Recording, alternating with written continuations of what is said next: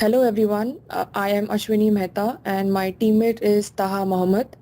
We are Group 1 and today we will be presenting to you our data visualization project on airplane crash analysis.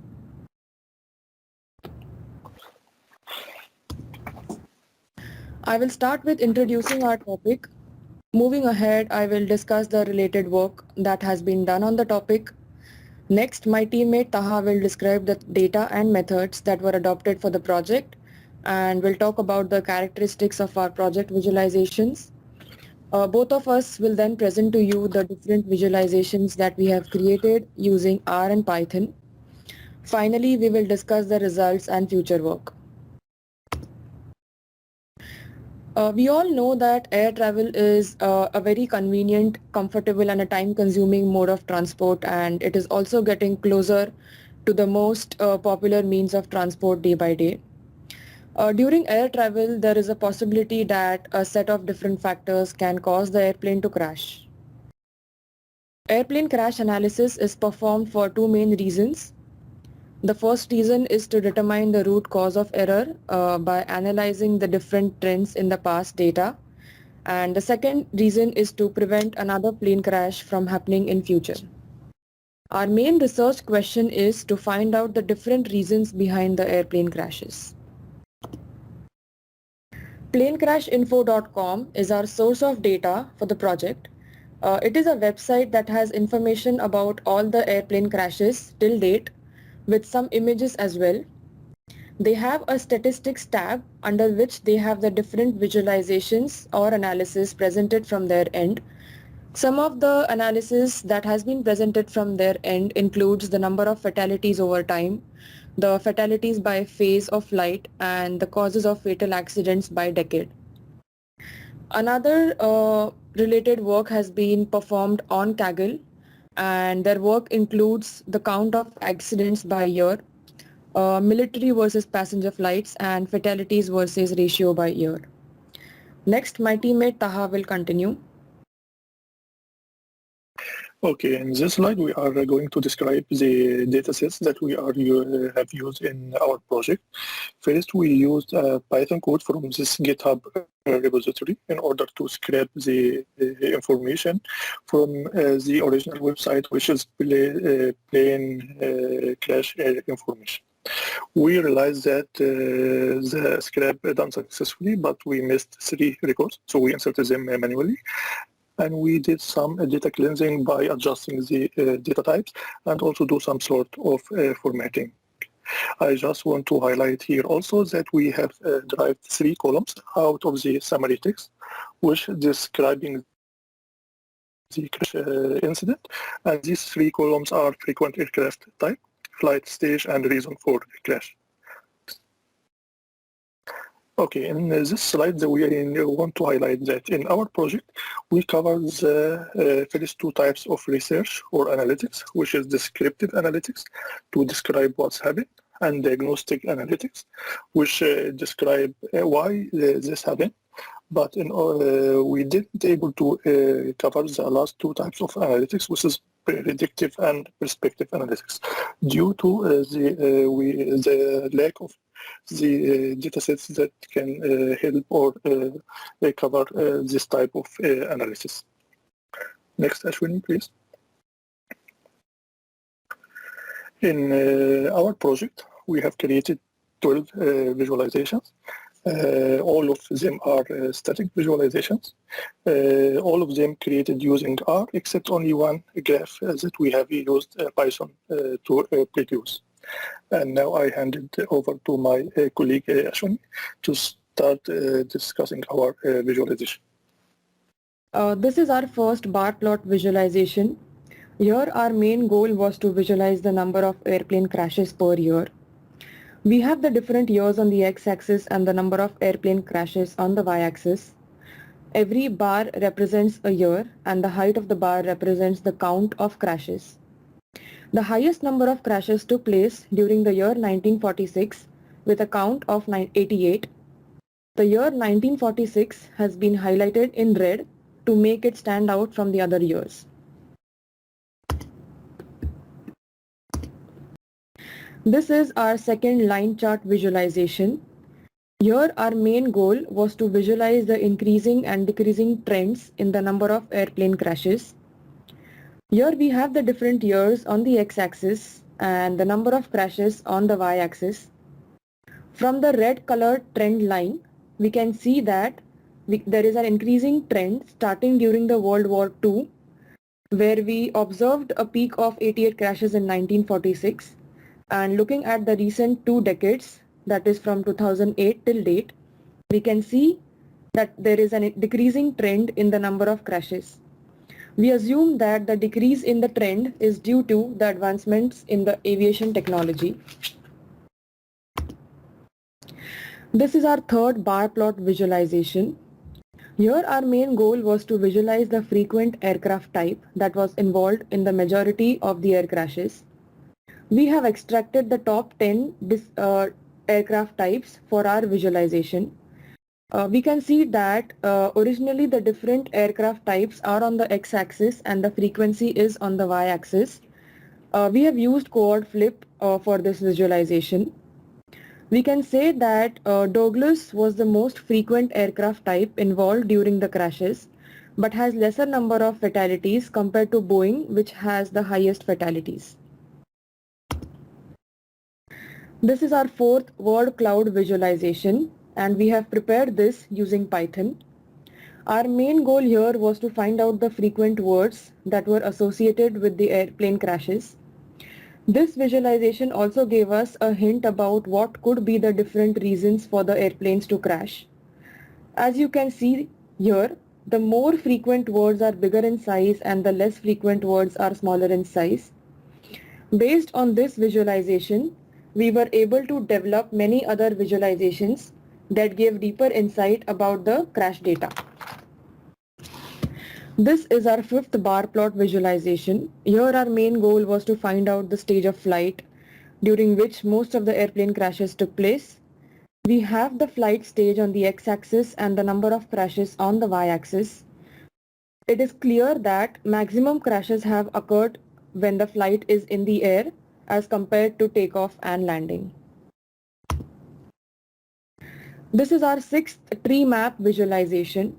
Here our main goal was to visualize the most common reason for the air crashes.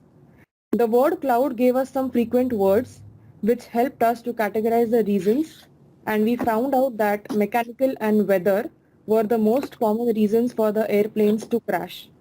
Other less common reasons were collision, shooting and human. From the next slide, my friend Taha will continue. Thanks, Ashwinee. In this graph, we are trying to analyze the number of crashes against the month of the year which extracted from the crash date. As you can see, we have noticed that crashes are higher in the second half of the year, to be more specific from July to June. And as you can see, we have discovered that the number of crashes is very high in November, December, and January, with season over the other months during the year. And this opens another question, which is, what if we try to do the same analysis, but using the time of the day? And to answer this question, we created this graph, which shows the number of crashes again on the y-axis across the time of the day. And as you can see, we can see that the crashes, most crashes happen during the busy hours of the day, from 7 p.m. to 7 a.m. to 7 p.m. In this graph, we wanted to do some sort of geospatial analysis. And as you can see, the color here represents the number of crashes bucket. We have 4 buckets. And as you can see here in the graph that most of crashes happen in the United States and Russia. Also, we can see some crashes happen here in Europe, also China, India, and Indonesia, and some countries from the South America. In order to be more focused, we have developed another graph to display only the top 10 countries based on number of crashes. As you can see, United States and Russia together, the number of crashes is more than 1,000, which represent around 1/5 of the all number of crashes happened during all the time. So it's a very it represents a very large portion of the crashes. As you can see also here, we using the fatalities as another metric to do more analysis. And as you can see, there is a big correlation, high correlation between number of crashes and number of fatalities. So we can see also the number of fatalities are very high in the United States and Russia as well.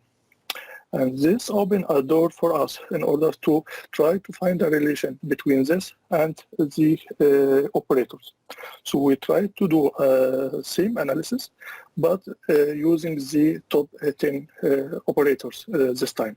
So in this graph, we are using the number of crashes here on the x-axis, and on the y-axis, we showing the top 10 operators. To be honest, I was a little bit surprised to find that Airfloat, which is a Russian operator, come as the top of the list. But after have a deep look on this graph, I have realized that 7 out of the top 10 operators are from United States. So we can see this one, United States Air Force, United Airlines, U.S. Army Air Force, Pan American Airlines, and U.S. Airline Mail Services. All these are from United States. Also, we can find that there are 2 other operators, one Air France from France and the Deutsche Lufthansa from Germany. Also in this graph, we can still see that there is a high correlation between number of crashes and number of fatalities, because the first 2, this can be also been spotted from the first 2 parts in this graph. And in order to do a deeper analysis on the number of fatalities, we come up with distribution analysis for the top 10 most frequent operators involved in crashes. But in this time, we are analyzing the fatalities, number of fatalities. And in this graph, as you can see here, our first observation that most of United States operators shifted up, so they involved in a high fatality rates. Also, we were surprised to find that the United States Army Air Force with the highest median or average number of fatalities per incident, per crash incident. Also, we observed that there are many outliers in crash incidents, fatalities per crash incidents in Airflow. And also, we have realized that as you can see here, the box size for the U.S. Army Air Force is very narrow, which represents that all or most crashes happen around the median or around the mean as well. And as you can see, also the Air France and the Deutsche Lufthansa moved to the bottom based on the median number of fatalities. To summarize what we highlighted in our project, we can say that part of our project we realized that weather conditions and mechanical issues were the main reasons behind the crash, air crash. Also, we have realized that most of crashes happen during winter season and during the busy hour of the day, which is between 7 a.m. and 7 p.m. We have also noticed that there is an increasing trend for the number of crashes during the World War II, and the trend on the opposite, the trend was trending down during the last 2 decades. And we believe that it's because the advancement of the technology in the air travel field. And finally, we have realized that Russia and the United States are the top countries involved on the crash incidents based on total number of crashes. And this also was reflected on the operators as well, because the top operators are from involved in crashes were from Russia and United States as well. Now I will hand it over to you, Ashwinee, to talk about the discussion and future work and to conclude. Talking about the project and its future work, the current scope of the project was limited to the airplane crash data set only. We can extend the scope to include additional data sets that contain the flight statistics like total number of flights, passengers departing, arriving, etc., and weather data as well. In future, we can also perform some route analysis to determine if the crashes were common for long or shorter distances. And we can also dig deep to find more specific reason for the airplane crashes. With this, we conclude our presentation, and since this is a recorded presentation, let us know offline if you have any questions. Thank you, everyone.